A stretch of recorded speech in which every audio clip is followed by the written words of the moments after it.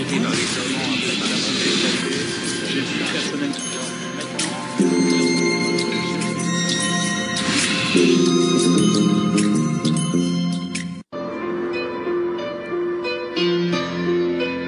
Un homme peut faire des actes fous, absolument fous, sans être fou. Les faits sont là. Christelle a été violée, sodomisée, puis dépecée.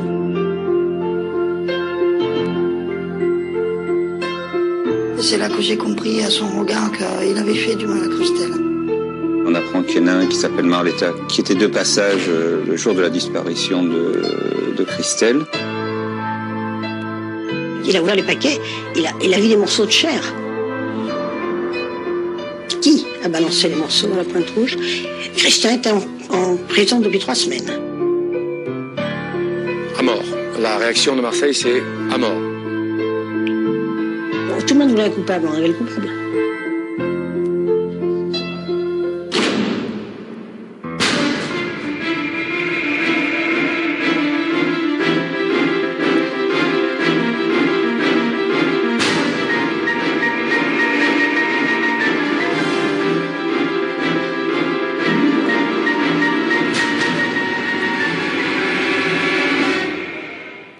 Cette histoire ne pourrait être qu'un fait divers sordide de plus. Mais le meurtre et le viol de la petite Christelle Bancourt, 12 ans, survient à Marseille en 1982.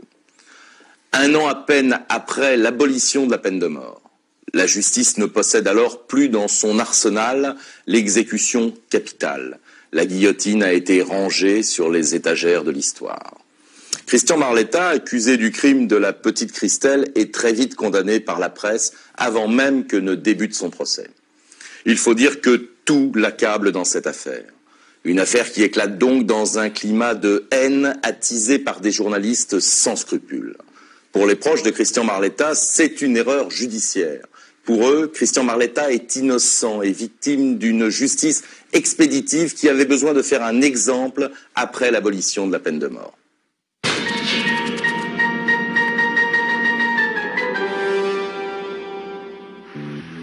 Il est 18h à Marseille ce 10 juin 1982. Christelle Bancourt, une fillette fragile de 12 ans, rentre de l'école pour rejoindre le foyer de Bois-Fleuri où elle habite. Le foyer Bois-Fleuri est un établissement qui accueille des enfants difficiles, placés par la DAS. 20 minutes après être rentrée de l'école, Christelle quitte Bois-Fleuri pour se rendre chez le dentiste. 400 mètres seulement séparent le foyer du cabinet dentaire. Chantal est la sœur jumelle de Christelle. Elle se souvient bien de cet après-midi. J'ai voulu l'amener, puisqu'elle était tout seule pour y aller. Personne pour l'accompagner, alors je me suis proposé de l'amener, c'était normal. C'était ma sœur, je ne voulais pas qu'elle parte seule. Chantal n'accompagnera finalement pas sa jumelle. Et Christelle n'arrivera jamais chez le dentiste. Moi, le soir, j'ai été la voir. Je ne l'ai pas trouvée, on m'a dit d'aller me coucher. En pleine nuit, j'avais entendu ou le matin bonheur en disant que Christelle avait disparu et je me suis beaucoup inquiétée. J'ai beaucoup pleuré. Chantal et Christelle vivent toutes les deux au foyer de Bois-Fleuri depuis 3 ans. À la mort du père, leur mère n'a pas les moyens d'élever seule ses 5 enfants. Alors, la DAS décide de placer les 2 jumelles dans ce foyer. Les 2 sœurs restent ensemble. Elles sont proches, mais leurs caractères sont bien différents.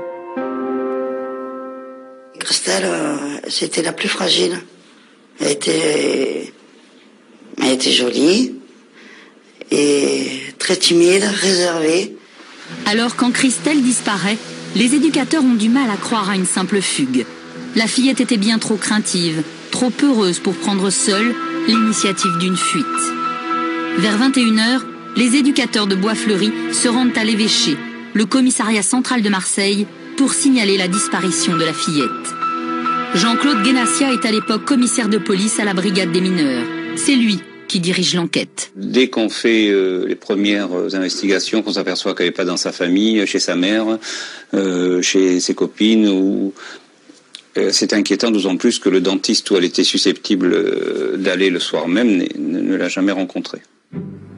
La nouvelle de la disparition de Christelle se répand dans Marseille comme une traînée de poudre. Dans la cité phocéenne, on envisage déjà le pire. José Darigo fait partie des nombreux journalistes qui se sont alors emparés de cette affaire. On est tout de suite averti qu'il peut s'agir d'un enlèvement. Et dans ces cas-là, c'est dramatique parce que l'enlèvement peut se solder par un meurtre, par un viol, par quelque chose d'exceptionnellement grave. Voyez ? Donc, nous, dans la presse, on ne va pas affoler les familles. Vous comprenez ? On est respectueux des familles. On va simplement annoncer la disparition d'une fillette. C'est le début de l'affaire qui commence. Vendredi 11 juin, le lendemain de la disparition de Christelle, la brigade des mineurs est en alerte dès les premières heures de la matinée. On fait une diffusion, ce qu'on appelle nous dans le jargon une diffusion nationale, c'est-à-dire la photo de la petite qui est distribuée à tous les services, affichée. On travaille avec la gare, les taxis, les bus, c'est tout le réseau classique, quoi. Les enquêteurs sont sur le pied de guerre. Ils interrogent la famille, les proches, les éducateurs et bien sûr, la petite Chantal, qui mieux que personne connaît les habitudes de sa sœur jumelle. La police, elle vient, il y a beaucoup de monde. Les policiers me disent on fait des fouilles, il y en a de partout. Je suis perdu, complètement perdu, anéanti. Tout le monde me répond qu'ils savent pas. Et bon, les policiers après m'interrogent. Je dis elle peut pas partir comme ça, elle me l'aurait dit, s'il y aurait quelque chose de grave, elle me l'aurait dit. Les policiers passent au peigne fin les alentours du foyer de Bois-Fleuri.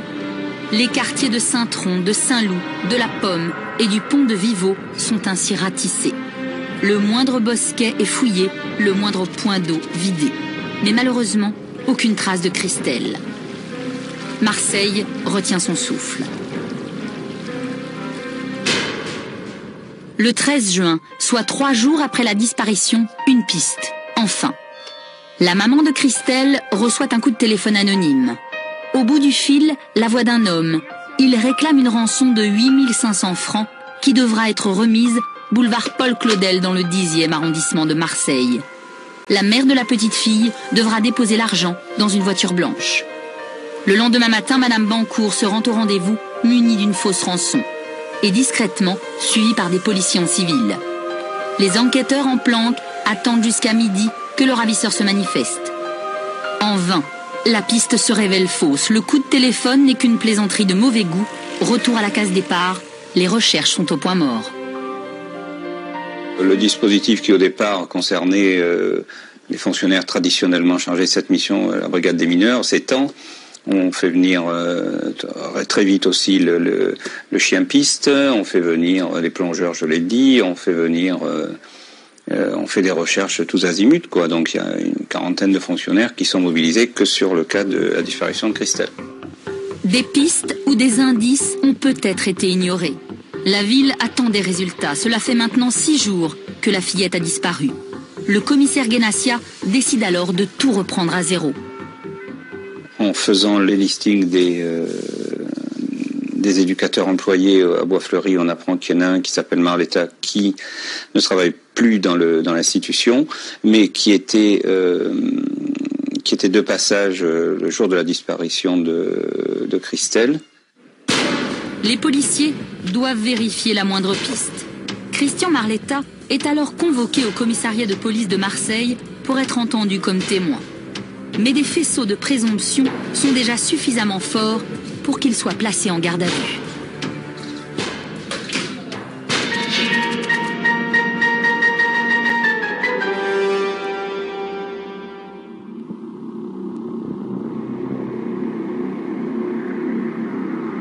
Une semaine, jour pour jour après la disparition de Christelle, le 17 juin, Marseille bascule dans l'horreur.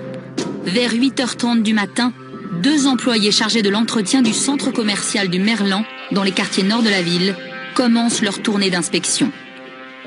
Sous l'escalier du parking du supermarché, un sac plastique attire leur attention.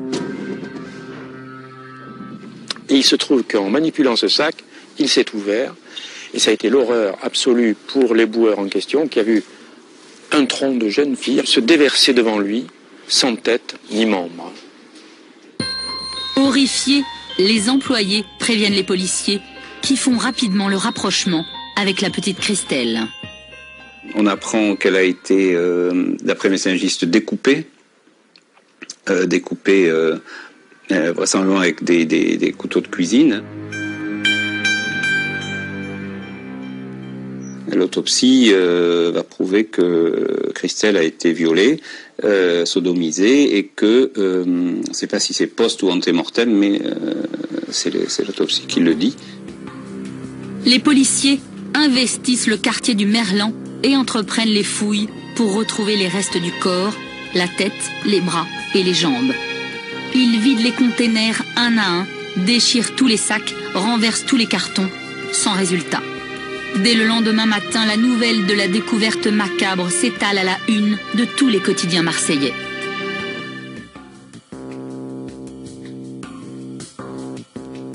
Ça a été, si vous voulez, un véritable torrent de commentaires, de coups de fil qui a inondé la police, les journaux, les radios.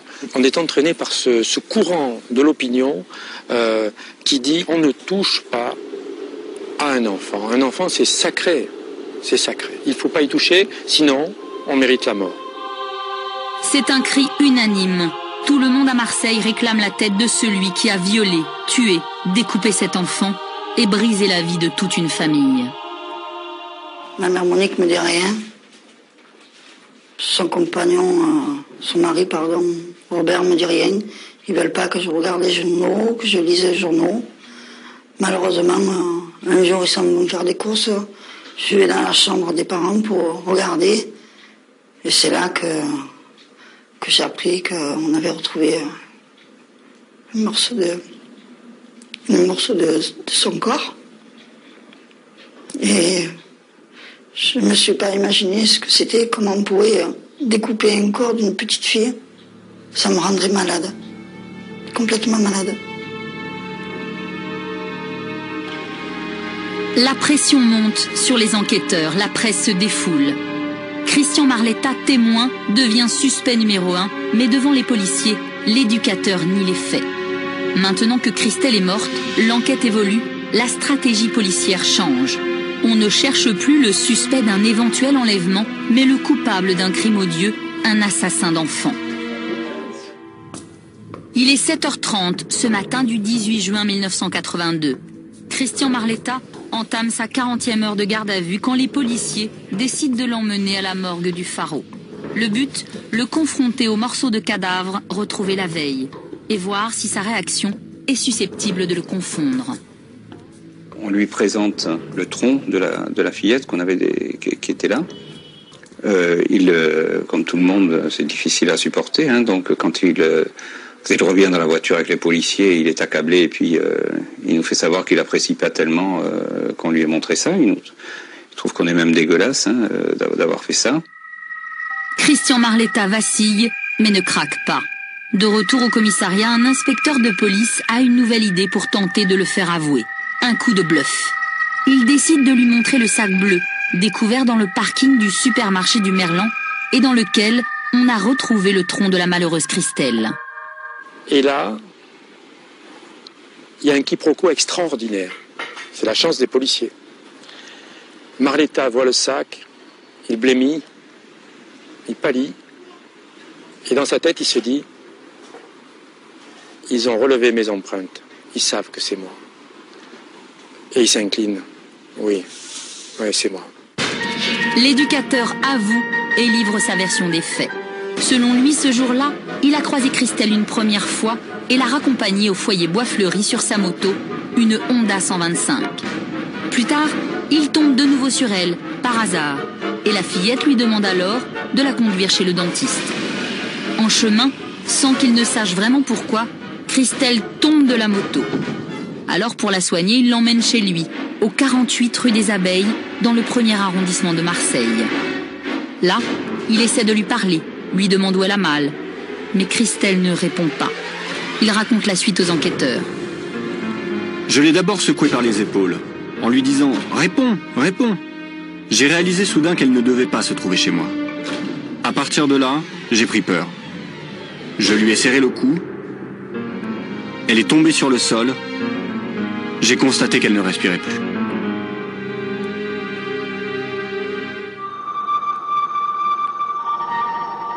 Dans ses aveux, à aucun moment, Christian Marletta ne dit avoir violé Christelle. Une fois qu'elle était étranglée, il ne savait pas quoi faire avec le corps, alors il a découpé, il nous dit, il a découpé comme un gigot. Il avait été cuisinier dans d'autres expériences professionnelles, et il avait gardé de ce métier-là toute une batterie de couteaux, hachoirs et autres. Et il nous décrit le couteau avec lequel il l'a fait, en commençant par la tête, en coupant les tendons, etc. Enfin bref, il nous explique comment il a découpé et mis dans des sacs le corps de la petite. Marletta a donc avoué. Il a expliqué dans le détail la manière dont il a enlevé et tué Christelle. Une fois les aveux consignés, le commissaire Guénassia téléphone au substitut du procureur de la République. C'est Louis Bartholomei qui assure à cette époque cette fonction. Je demande qu'on me mette à ma disposition un bureau et je fais comprendre que je souhaiterais bien sûr m'entretenir seul, sans présence policière. Et là donc, je m'entretiens avec Marletta pour lui demander dans quelles circonstances il avait passé les aveux et est-ce qu'il avait été victime de violence. Et Marletta paraissait tout à fait normal, il n'avait aucune ecchymose et lui-même m'a dit qu'il n'avait pas du tout été maltraité. Devant le magistrat, l'éducateur réitère ses aveux et va même plus loin. Il me raconte qu'il avait donc jeté des sacs dans l'escalier d'un supermarché et que d'autres sacs avaient été déposés dans les anfractuosités de ces énormes blocs qui constituent la digue du côté de la Pointe-Rouge. Alors, pour authentifier ses aveux, le magistrat demande à Christian Marletta de le conduire au supermarché du Merlan où il dit avoir déposé le cadavre de Christelle. L'éducateur accepte. Arrivé donc à proximité des lieux, je le fais descendre de la voiture et nous restons tous à 2 ou 3 mètres en retrait de lui. Je voulais savoir si c'était pas un fabulateur. Et je le vois donc claudiquant, m'accompagner progressivement à l'endroit exact où la veille les employés du supermarché avaient découvert les sacs. Et c'est ça qui matérialise en fait les aveux, c'est qu'il vous conduit sur place et il vous dit c'est là que j'ai jeté. Bon, c'est là, au deuxième sous-sol, il n'y a que lui qui le sait, quoi. Personne ne le sait encore. Vous voyez, c'est pas paru dans la presse, il n'y a pas quelqu'un qui lui a dit. Il faut maintenant retrouver les restes du cadavre de Christelle. La tête, les bras et les jambes, que Marletta dit avoir jetés à la Pointe-Rouge, une plage marseillaise. Le substitut du procureur lui demande alors s'il accepte de les y conduire. Il accepte, j'avise la police qui donc réquisitionne des plongeurs bataillon de sapeurs-pompiers, qui réquisitionne des chiens, etc. Donc, et nous partons sous escorte policière, Marletta et moi surtout, faire toutes les anfractuosités de la Pointe-Rouge. Les nouvelles vont vite à Marseille. Dans les rédactions, c'est le branle-bas de combat. Il faut absolument couvrir l'événement. Résultat, le convoi de police est escorté par une horde de journalistes qui vont eux aussi jouer aux enquêteurs. Un mélange des genres peu compatible avec le bon exercice de la justice. Nous étions, si vous voulez, journalistes, policiers, magistrats, badauds, avec des bâtons. On était peut-être une bonne centaine là, sur ces rochers, vous voyez, jusqu'à là-bas. Et on prenait des bâtons pour fouiller, vous voyez, les trous. Guidés par Christian Marletta, les fouilles pour reconstituer le puzzle macabre vont durer plusieurs heures. Mais les policiers ne trouveront rien. Et pour maître Dreyfus Schmidt, l'avocate de Marletta, les certitudes qui pèsent sur son client ne sont plus aussi solides qu'au début de l'enquête. Il y a un transport de justice à la Pointe-Rouge, effectivement, avec des moyens considérables, techniques des plongeurs, des enquêteurs, des journalistes qui sont là pour aider les enquêteurs, comme si ça ne suffisait pas. Donc tout le monde se met à la tâche pour essayer de trouver des morceaux de corps de cette pauvre fillette. Donc il y a un travail énorme qui est fait. La digue est passée au peigne fin sur les 250 mètres. Les rochers sont explorés un à un. On ne trouve rien. Mais pour l'opinion publique, relayée par une presse avide de sensationnel, le dossier est bouclé. La capitale phocéenne est même soulagée que l'assassin soit enfin désigné. Les journalistes ne s'encombrent pas de la présomption d'innocence et Marseille libère d'un coup sa peur, son excitation et ses fantasmes. La peine de mort supprimée il y a moins d'1 an a laissé des armées de nostalgiques et ils sont nombreux à Marseille. À mort. La réaction de Marseille, c'est à mort. À mort Marletta. Et là, si vous voulez, l'affaire Marletta se transforme très vite, disons, en arme pour ceux qui sont favorables à la peine de mort. À l'issue de sa garde à vue, Christian Marletta est inculpé d'homicide volontaire et écroué à la maison d'arrêt des Baumettes.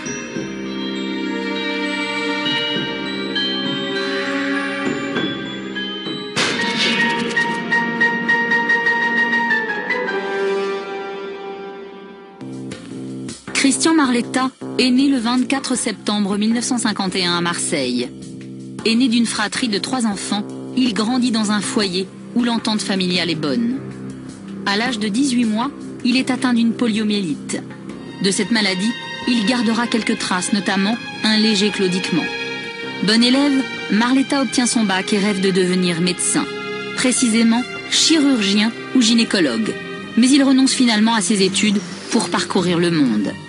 Il travaille comme cuisinier ou serveur, séjourne aux Bermudes, au Mexique, aux États-Unis, au Canada ou en Allemagne. De retour en France, il se découvre enfin une vocation, s'occuper d'enfants.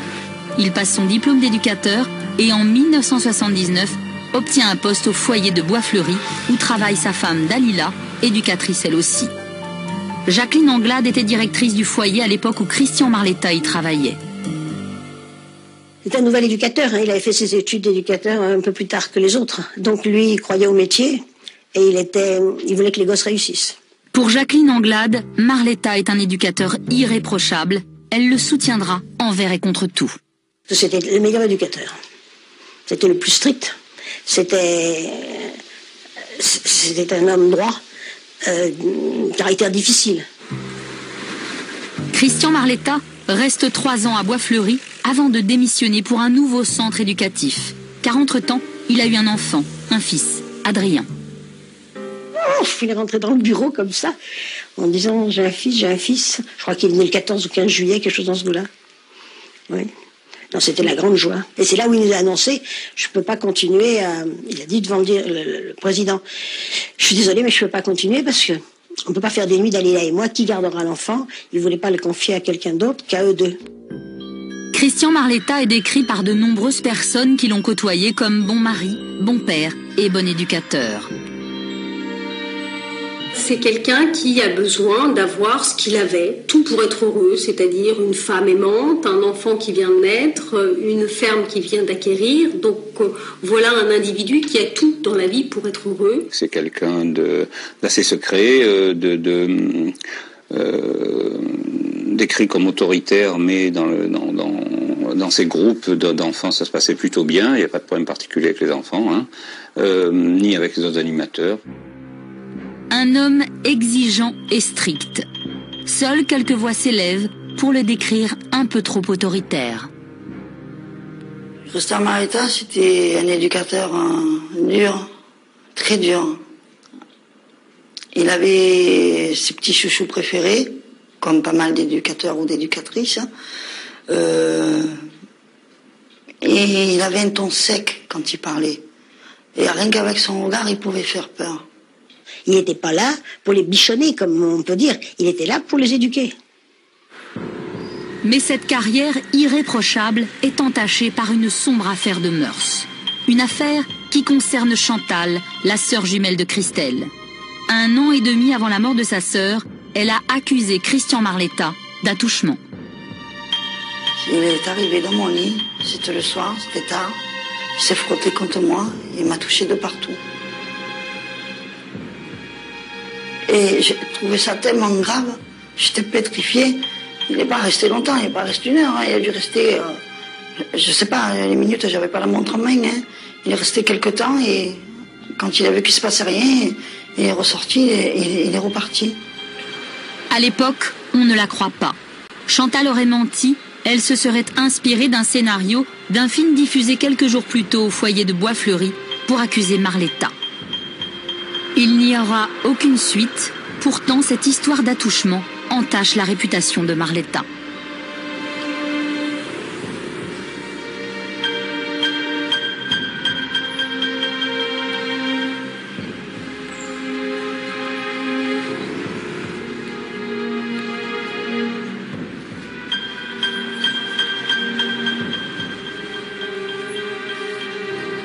Tout paraît simple dans cette affaire.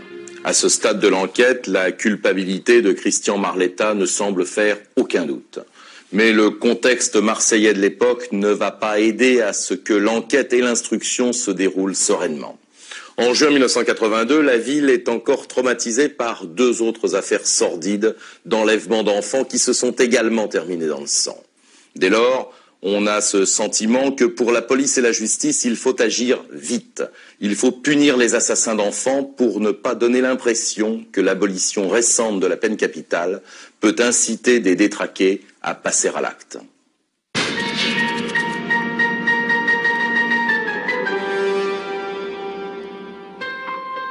En matière de faits divers, Marseille a une histoire riche et singulière. La capitale phocéenne est surtout encore traumatisée par l'affaire Ranucci. Moins de 10 ans sépare en effet le meurtre de la petite Marie Dolores, 8 ans, de la découverte du cadavre de la petite Christelle, 12 ans. Personne sur la Canebière ne peut s'empêcher de faire le rapprochement entre Christian Marletta et un autre Christian Ranucci, l'homme au pull au vert rouge, qui sera guillotiné pour le meurtre de Marie Dolores. Une autre histoire hante les mémoires marseillaises et rend difficile le travail de la justice. En 1977, une fillette de 10 ans, Yvonne Poletto, est tuée dans des conditions sordides par son père André. Ranucci sera exécuté, Poletto, condamné à mort, obtiendra une grâce présidentielle. Mais entre ces 2 affaires et l'arrestation de Christian Marletta, la France en a fini avec la guillotine.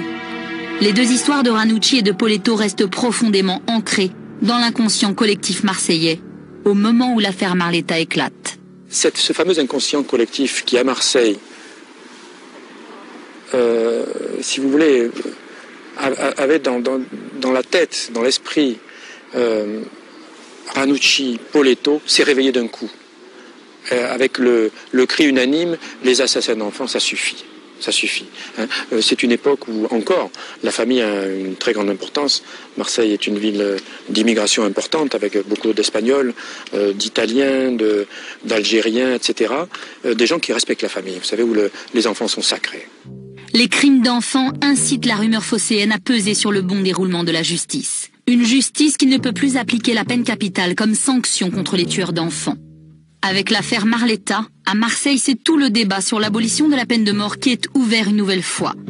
Pourtant, quelques mois plus tôt, le garde des Sceaux de l'époque, Robert Badinter, a mis fin à la guillotine.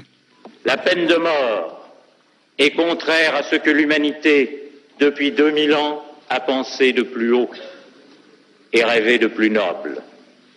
Elle est contraire à la fois à l'esprit du christianisme et à l'esprit de la Révolution. C'est dans tous les esprits, parce que, vous savez, nous sommes une époque, dans les début des années 80, où c'est le grand débat sur la peine de mort en France. Il y a l'arrivée des socialistes au pouvoir qui va entraîner, avec Mitterrand, donc la suppression de la peine de mort, l'abolition de la peine de mort. Et dans l'esprit, je pense, de la population marseillaise, à l'époque en tout cas, 80% des gens sont toujours favorables à la peine de mort pour les assassins d'enfants. Et pour les avocats de Christian Marletta, ce contexte a une incidence directe sur la manière dont cette affaire a été menée.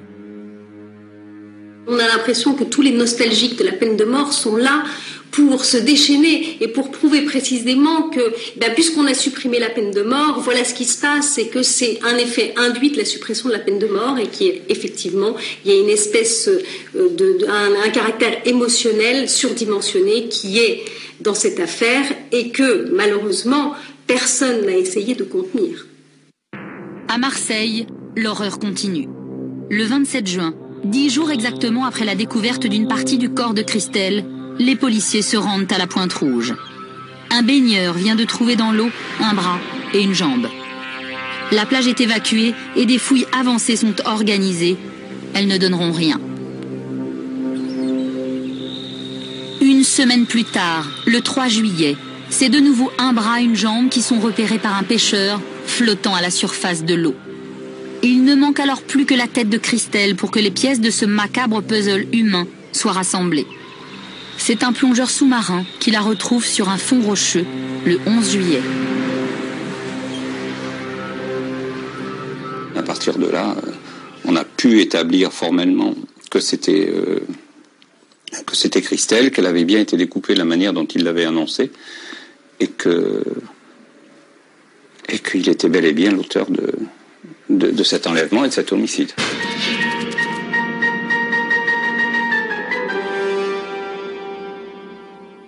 Donc vous l'avez entendu, Guénassia, donc vous connaissez bien l'affaire. Les journalistes font leur chou gras de ce retour par morceaux du cadavre de Christelle à l'endroit même indiqué par Marletta. De là à le transformer en coupable avant même qu'il ne soit jugé, il n'y a qu'un pas que beaucoup franchissent sans hésitation. Mais pour les magistrats, pas question de se laisser guider par la vindicte populaire. J'ai relu le dossier pour la énième fois et j'avais fait un tableau synoptique de toutes ces déclarations et en face, je mettais chaque fois que je pouvais corroborer sa déclaration par un élément objectif, matériel. Et j'en avais pointé pratiquement une quinzaine. Et parmi ces éléments, l'autopsie réalisée une fois le cadavre de Christelle recomposé. Pour maître Gérald de Geneste, l'un des avocats de la famille Bancourt, le rapport des légistes permet de lever le doute sur la manière dont Christelle a été tuée. Une autopsie qui a conclu en effet à la mort par strangulation, donc asphyxie mécanique, qui fait que cela corroborait totalement les aveux que Christian Marletta avait pu faire. Et cela ne pouvait que confirmer sa culpabilité.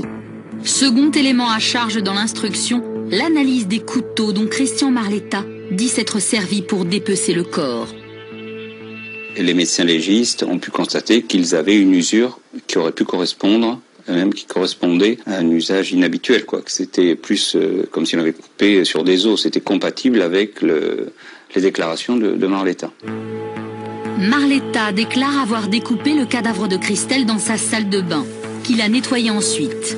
Or, les experts, les enquêteurs en tout cas, ont remarqué que le siphon de la baignoire avait été particulièrement bien nettoyé, ce qui est très rare.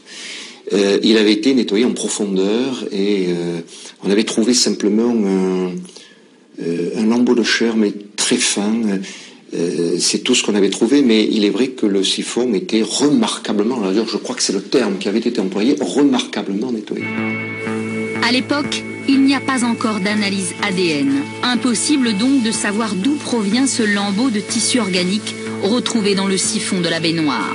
Mais Christian Marletta reconnaît bien que le sac bleu retrouvé au Merlan et dans lequel on a retrouvé une partie du corps de Christelle lui appartient. C'est donc forcément lui qui aurait mis les morceaux de cadavre avant de les transporter sur sa moto. Une moto qui, elle aussi, est passée au peigne fin. On a saisi la moto. Sur la moto, on avait trouvé sur les roues des traces de sol compatibles avec la qualité du sol qu'on a trouvé à la Pointe-Rouge. Tous ces éléments mis bout à bout achèvent de convaincre les policiers. À leurs yeux, comme pour l'opinion publique, la culpabilité de Christian Marletta ne fait aucun doute. Les aveux ont été circonstanciés, ils ont été accompagnés de 2 transports sur les lieux. Lui seul savait où les avait jetés et c'est lui qui nous y a conduits.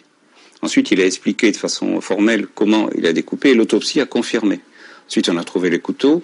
Je pense que c'est difficile de trouver beaucoup plus, d'autant plus que l'auteur a cherché, et c'est compréhensible, à effacer les traces de son crime. Il a tout lavé, sa maison elle était impeccable, quoi. J'ai jamais vu une salle de bain aussi propre que celle de Marletta. Il a tout nettoyé au jet, il a tout passé. Ses vêtements, il les a fait laver également. Bon, c'est quelqu'un qui savait ce qu'il risquait. Un assassin calculateur qui a fini par reconnaître son crime et qui l'a avoué à maintes reprises. devant les policiers qui l'ont interrogé, devant le procureur Louis Bartholomei, devant le juge d'instruction et même devant les psychiatres qui l'ont examiné en prison. Les aveux de Marletta pèsent lourd et le condamnent avant même l'ouverture du procès. C'est une enquête, il faut le reconnaître, qui a été rondement menée. On a réussi à retrouver l'assassin de Christelle, obtenir ses aveux et l'écarter de la société en une semaine, un temps record. Mais coup de théâtre, Christian Marletta se rétracte et livre une toute autre version. Une version dans laquelle il se dit victime d'une horrible machination. Autant les aveux de Marletta ont été pris pour argent comptant au début de l'instruction, autant personne ne veut entendre sa nouvelle version des faits. Personne, sauf ses proches qui s'insurgent contre le climat hostile, contre la pression médiatique sans précédent exercée par une presse qui attend que la justice soit implacable. La directrice du foyer de Bois-Fleuri, dans lequel travaillait Marletta, prendra même l'initiative de créer un comité de soutien pour lever toutes les zones d'ombre de cette affaire.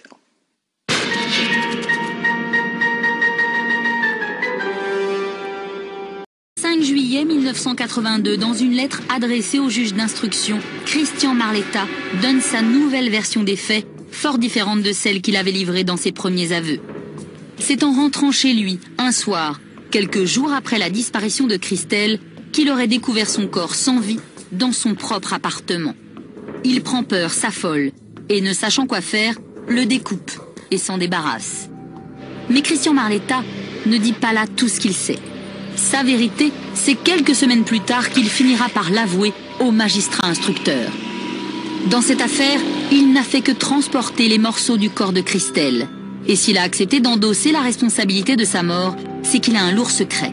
Un secret qu'il cache aux enquêteurs depuis des mois. Il a été appelé au téléphone, on lui a dit « Descends, sur ta moto, il y a des paquets. Si tu n'arrives pas à t'en débarrasser, ben débrouille-toi. Parce que si tu t'en débarrasses pas et si tu vas à la police, ta femme et ton enfant subiront les mêmes conséquences. » Il a paniqué. Ça, c'est complètement... Ça nous paraît aberrant à nous, hein, tranquille. Il a paniqué et il a ouvert les paquets. Il a vu des morceaux de chair. Il a dit « faut que je m'en débarrasse ». Et ça a été vraiment une faute stupide. Et effectivement, il expliquera qu'il a paniqué, il s'est débarrassé de ce sachet. Et que quand il a été entendu par les enquêteurs et quand il va à la morgue, eh ben, il a ce secret au fond de lui et il ne le révèle pas parce qu'il a toujours peur pour les siens. Il a peur qu'il arrive quelque chose à sa femme et à son fils, donc il garde ce secret et il est dans une situation où il est psychologiquement extrêmement fragile. Selon la dernière version de Christian Marletta, c'est donc bien lui qui a déposé le tronc de Christelle au parking du Merlan.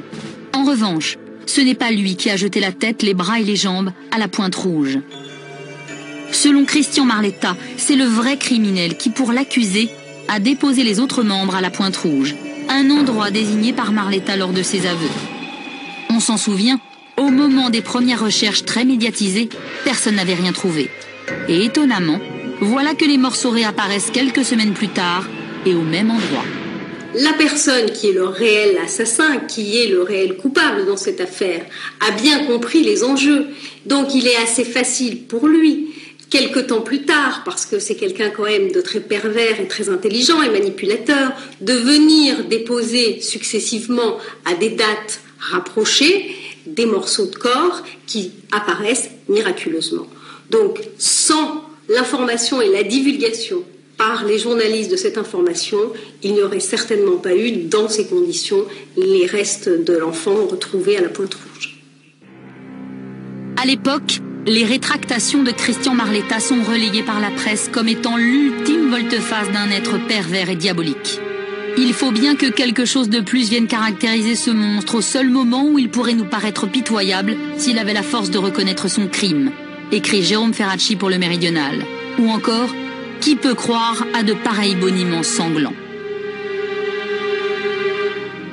Peu de gens y croient, sauf peut-être Marletta lui-même, parce que Marletta ne peut plus se reconnaître dans ce monstre que l'on décrit dans la presse comme tel, et il l'évacue. Pourtant, nombre de ses proches ne croient pas en sa culpabilité et dénoncent un dossier entaché de plusieurs zones d'ombre. Ils affirment que Christian Marletta est innocent et somment la police de retrouver le vrai coupable et la justice de le condamner.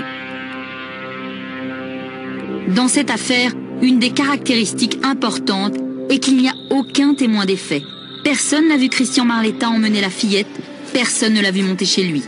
Personne n'a rien vu, ni rien entendu. Pour le comité de soutien, dès le départ, l'enquête a été mal orientée et s'est appuyée sur des éléments de la vie de Marletta infondés. Exemple couramment cité, on a accusé Christian Marletta d'attouchement sur Chantal, alors qu'à l'époque, tout le monde était d'accord pour dire que la fillette avait menti. Il y a eu cette histoire d'émigration de Chantal par rapport à lui, il y a bien avant qu'il quitte son boulot. Donc c'était facile de reprendre cette histoire et de dire, il y a eu ça, s'il y a déjà eu ça avec une sœur, pourquoi pas il n'y a pas eu quelque chose avec l'autre. C'est tout. Je crois que c'est facile. Hein. Le comité dénonce une aberration. Marletta, dans ses aveux, déclare avoir tué Christelle le soir même de son enlèvement, c'est-à-dire le 10 juin. Or, les légistes donnent une fourchette pour situer la mort entre le 13 et le 15 juin. Et à ces dates-là, Marletta n'a matériellement pas pu commettre le crime. Son alibi est solide, il n'était pas à Marseille, mais à Cahors. L'autopsie dit une chose, et c'est un moment où il était en déménagement et qu'il n'était pas à Marseille. Donc si elle est morte entre le 13 et le 15, comment ça pouvait être question puisqu'il était en déménagement? On veut absolument forcer un puzzle, on veut absolument que le décès de cet enfant, en tout cas sa disparition, coïncide avec sa mort, c'est-à-dire le 10 juin. Autre élément parfaitement incongru pour les soutiens de Marletta, le retour des morceaux de cadavres à la Pointe Rouge. Et dites-moi pourquoi, après son arrestation, chaque fois un samedi, 1 semaine, 2 semaines, 3 semaines, on a trouvé les autres parties du corps. Dites-moi pourquoi on a trouvé les bras, la tête, les jambes. Pourquoi? À chaque fois un samedi, où il y a plus de monde. Et pourquoi à 3 semaines d'écart? Bon, comment est-ce que les courants, soi-disant, ça part, ça revient? On a fouillé à chaque fois, c'était refouillé de fond en comble. Donc, c'était dans tous les journaux que les morceaux avaient été balancés à la Pointe Rouge. Qui a balancé les morceaux à la Pointe Rouge? Christian était en prison depuis 3 semaines. Enfin, on ne trouve pas la moindre trace de sang chez lui, ni dans sa salle de bain, ni sur ses vêtements. Et c'est pourtant là que Christian Marletta déclare avoir découpé le corps de la fillette. On va prendre le tapis, qui est le tapis de bain, qu'on va analyser. Il est sale, il n'y a pas de trace de sang. On va prendre des brosses, en se disant que Marletta, il l'a nettoyé, il n'y a rien sur les brosses. Et je mets au défi quiconque de nettoyer des quantités de sang importantes, parce que si on doit dépecer quelqu'un, vous imaginez ce que ça peut causer, et qu'aucune particule de ce sang ne soit retrouvée, c'est carrément impossible. D'autant que Christian Marletta n'avait pas forcément la place pour le faire. Il a dit où il avait dépecé. Et si on connaissait son appartement, dans cette douche qui faisait un machin comme ça, c'est impossible de dépecer un corps. C'est impossible. Tous ces éléments, Christian Marletta tente de les faire entendre au juge d'instruction depuis sa prison. Il fait même 2 grèves de la faim dans sa cellule des Baumettes pour obtenir des recherches supplémentaires, sans résultat. Toutes les demandes d'actes qui ont été formulées ont été systématiquement rejetées. Il n'y a pas eu de reconstitution, il n'y a pas eu de confrontation, il n'y a pas eu de contre-expertise. Tous les actes qui sont des actes qui font partie des droits de la défense ont été rejetés. Christian Marletta estime qu'il n'a pas bénéficié du sacro-saint principe du bénéfice du doute et qu'il a été victime d'une enquête uniquement menée à charge. C'est un principe de notre droit que le doute doit l'emporter et qu'il vaut mieux acquitter un coupable que de condamner un innocent. C'est donc maintenant au juré de prendre cette lourde décision.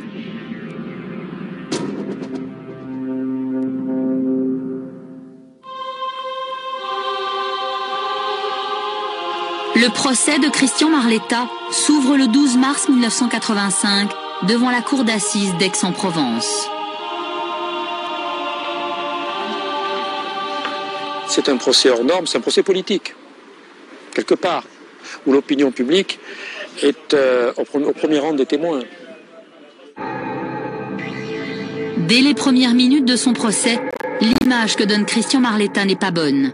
Des yeux mauvais, fureteurs, sournois, une barbe malsaine, le faciès effrayant, écrivent les journalistes venus en nombre. Bref, l'allure du coupable idéal. Ce jour-là, j'ai envie de le tuer. C'est là que j'ai compris à son regard qu'il avait fait du mal à Christelle. Les avocats m'avaient dit de ne pas le regarder. Parce que, soi-disant, on aurait pu avoir étant donné que j'étais un témoin à décharge, il valait mieux que je ne le regarde pas. La tension est bien palpable dans la salle d'audience. Elle donne à certains l'impression que le procès de Marletta est joué d'avance. Je dirais que quand le procès s'ouvre à la cour d'assises, les dés sont jetés. Il est trop tard. Il est évident que Christian Marletta n'est pas audible. Christian Marletta et tous les témoins qui ont pu être entendus ne sont pas audibles. On est convaincu qu'on a un monstre dans le box et qu'il faut le condamner. Devant la cour, Christian Marletta maintient ses rétractations. Il n'a fait que transporter le corps de Christelle. Ce n'est pas lui qui l'a tué. Mais pour les journalistes présents au procès, sa version des faits est une odieuse fable absurde, un tissu d'invraisemblance. Pour eux, Christian Marletta s'est lancé dans cette folle et délirante escalade de la rétractation pour une seule raison, échapper à la justice des hommes. Apparemment, leur conviction est déjà faite. Personne, à ma connaissance, n'y croit. Personne, pas plus dans la salle d'audience qu'à l'extérieur. Malheureusement pour lui, on ressent ces rétractations comme les soubresauts d'un homme qui est cloué au pilori et qui le sait, quelque part, qui veut s'épargner une peine maximale et qui essaie, tant bien que mal, de s'en sortir par des mensonges qui ne tiennent pas debout. Christian Marletta est présenté comme un homme très intelligent, doté de beaucoup de sang-froid qui, à la manière d'un Landru, appréhende les problèmes, analyse les situations avant de répondre aux questions. Et il répond ce qui l'arrange.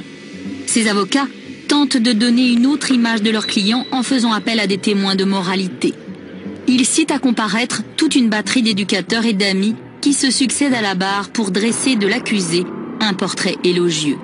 Mais dans la salle de la cour d'assises d'Aix-en-Provence, peu de gens y croient. Les témoins, si vous voulez, vont défiler à la barre pour dire que Marletta est un type bien. Et ils le font en toute sincérité. Et ces gens-là n'ont à l'esprit que cet aspect-là du personnage. C'est là le hiatus, vous voyez. Ils ne sont pas capables d'imaginer en lui le monstre que l'on devine derrière ce fameux regard. On a le sentiment que dans cette spirale infernale, plus rien ne compte. Et que finalement, précisément parce qu'il donne l'apparence d'être un homme irréprochable, c'est encore plus un monstre. Donc finalement, on s'aperçoit que tout est exploité dans un sens négatif et à charge contre lui. Vient le moment d'entendre Chantal, la sœur jumelle de Christelle. Et comme la jeune fille est toujours mineure, le président de la cour fait évacuer la salle. Le témoignage se fait à huis clos. Pétrifiée. J'étais pétrifiée, j'avais très peur. J'avais le cœur qui battait à 100 l'heure. J'avais du mal à parler. Et je lui demandais pourquoi tu as tué Christelle. Est-ce que ça a été une vengeance? Est-ce que c'est toi? Mais Chantal n'aura de réponse à aucune de ces questions. Le président lève le huis clos. Retour du public et audition du témoin suivant, le médecin légiste qui a pratiqué l'autopsie. Lorsque le médecin légiste est venu déposer à la barre, je me souviens que beaucoup de gens sont sortis de la salle d'audience parce qu'ils étaient saisis par l'effroi. Vous comprenez, ce sont des détails chirurgicaux, techniques, au scalpel, au hachoir. Il est question d'une petite fille et on s'aperçoit que c'est une boucherie. C'est insoutenable. Et ce n'est pas fini pour Christian Marletta. L'un des psychiatres qu'il a rencontré en prison et devant qui il a avoué enfonce le clou. Il va dire, Marletta est un homme qui est le jouet de ses pulsions et qui a des préoccupations lancinantes d'ordre sexuel et chirurgical. Or, Les faits sont là. Christelle a été violée, sodomisée, puis dépecée. Vient l'heure des plaidoiries. Maître Gérald de Geneste, l'avocat de la partie civile, s'adresse directement à Christian Marletta pour le confronter une dernière fois à l'horreur des faits et évoquer le drame d'une famille que la vie n'avait déjà pas favorisée. Et il conclut. Que Marletta bénisse l'année 81, car il sauve sa tête. Je plaide les aveux, je plaide sur le fait que la rétractation intervient, que les éléments de la rétractation ne sont pas sérieux, en tout cas ne peuvent pas permettre véritablement de prendre ces arguments en considération. Je plaide beaucoup sur l'horreur de cette affaire. Pour l'avocat général, il n'y a aucun doute. Christian Marletta est coupable et le mobile de son crime est évident, l'agression sexuelle.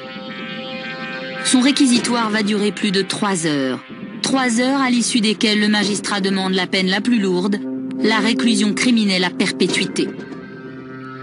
Une peine préconisée comme une nécessité sociale pour sanctionner un crime moyenâgeux.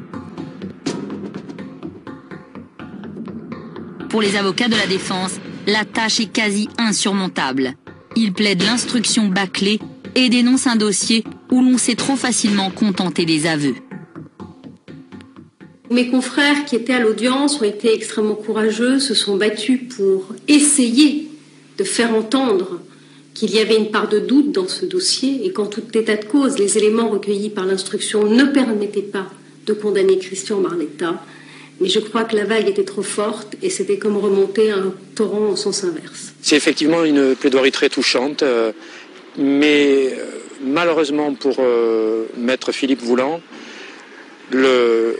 l'opinion publique est torrentielle, les journaux sont l'écho de l'opinion publique et son propos ne pèsera pas lourd ce jour-là. Avant que la cour ne se retire pour délibérer, Christian Marletta déclare: Je n'ai pas commis ce crime. Je peux le jurer sur ce que j'ai de plus cher, mon fils.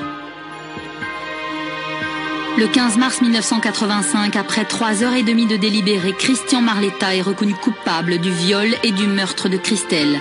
Il est condamné à la réclusion criminelle à perpétuité, sans peine de sûreté. Les jurés n'ont pas cru à sa version du complot.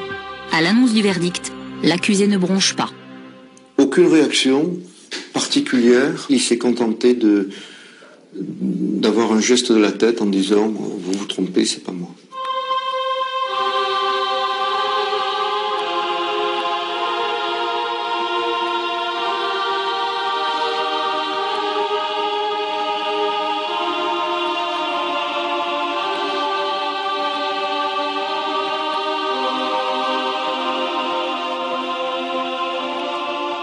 Coupable ou innocent, heureusement pour Christian Marletta que la peine de mort ait été abolie au moment de son procès. Il a ainsi sauvé sa tête. Il espère toujours démontrer son innocence, dénoncer les failles de l'enquête et même obtenir la révision de son procès. Cette affaire restera dans les annales judiciaires car c'est l'une des premières affaires de meurtre d'enfants jugées après l'abolition de la peine de mort.